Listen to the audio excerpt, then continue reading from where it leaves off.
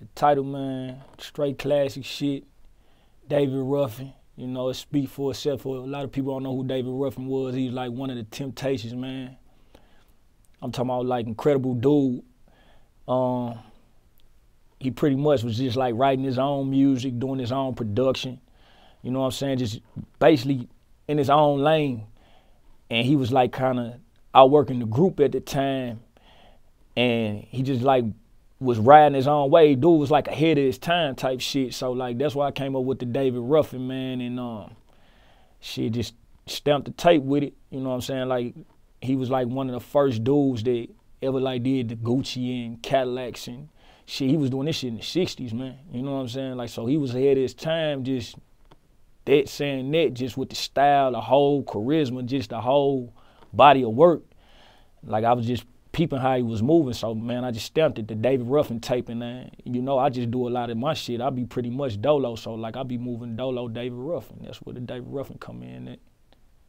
Alright, so basically, I went back and redid one of his album covers, you know, and I just wanted to put that classic feel on there and give it like the touch, cause the body of work and the music, it's kind of like, it's like some shit from the 60s, 70s, but up to date 2016, and it's just all me. Like, I ain't talking with nobody else really talking, or I'm in my own lane with it. That's kind of what he was doing. So like, I don't sip lean, I don't pop pills, I don't smoke loud, you know what I'm saying? So like, I ain't iterate none of those things, you know what I'm saying? Like, I just kind of stayed with Byrd B, stayed with it at, and that's why I kind of just took that artwork and put that whole touch on it, man, like the freshness and shit. Like, he was a classic ass dude, like fresh nigga way back when, you know what I'm saying? Like finessing way back when. So like, that's why I just took his cover and redid it, man. David Ruffin, man, you know what I'm saying? Salute.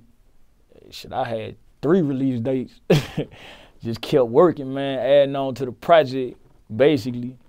I just felt like I just had to get the right song collection before you put it out. Like, you never rush your project. You just don't drop songs. Like, the shit gotta make sense, man. I just feel like whenever I drop projects, I don't know what everybody else do, but I just like to get the right song collection so the shit can ride from 1 to how many other tracks there's on there. The shit's supposed to flow smooth. So like, if I ain't got that right body of work right there at the moment, I'm gonna keep working. Or if I feel like I got something else that I can contribute to that project, I'm gonna keep recording, and then I'm gonna pick, you know, the best, whatever it might be, 13 or 16 tracks. But out of all the tracking on there, it was like 33, and I narrowed it down to like 13, man.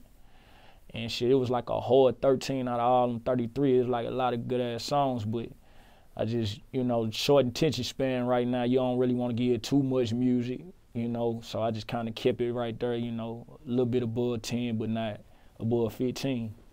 I put everything together, my own marketing, my own image, and my own everything, man. I'm hands-on. That's what David Ruffin was doing, so that's when the tape come back in, like, that's what the David Ruffin movement about. So that's why I'm at right now. Like, I started out that way, but he was like really doing his own thing, his own music, his own writing, his own production, his own everything, his own imaging. You know what I'm saying? Like, even when it came to the group clothing, like, he was picking out the Temptations outfits and shit way back then. Like, dude was a genius, you know what I'm saying? Like, straight finesse all the way around.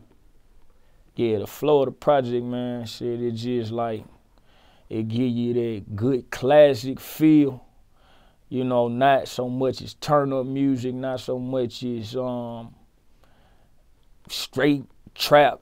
It just kind of give you like just that real feeling. You know, a lot of good samples on the production from the producers, you know what I'm saying? Like, shout out to all my producers, man, Tony Meek, you know, Chase the Money, Sherlock, you know, Phil. I just had a lot of good samples. They did a lot of good samples, man. We sat down and like really picked these samples specifically for this project. So like, it kind of give you that soulful feel, and then it kind of give you that up-to-date feel. But it's just basically my life. I'm just kicking my story on all them tracks. So the shit ride from 1 to 13, man, all the way through. I just felt like shit, from 1 to 13, pretty much all of them go.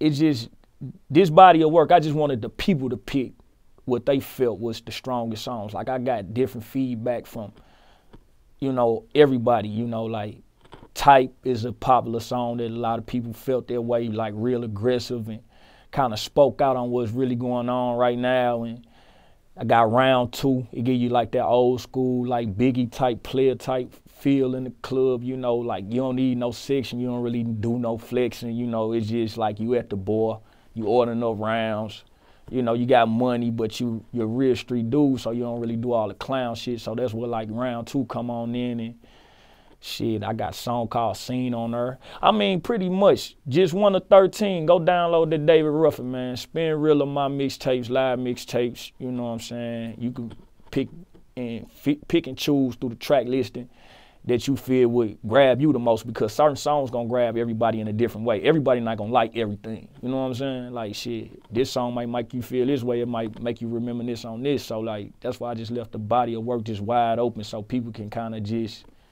pick the track that they want to deal with. I didn't pick a single off this mixtape to push. I just left it out to the people, you know, to the fans, man, my people who I do it for.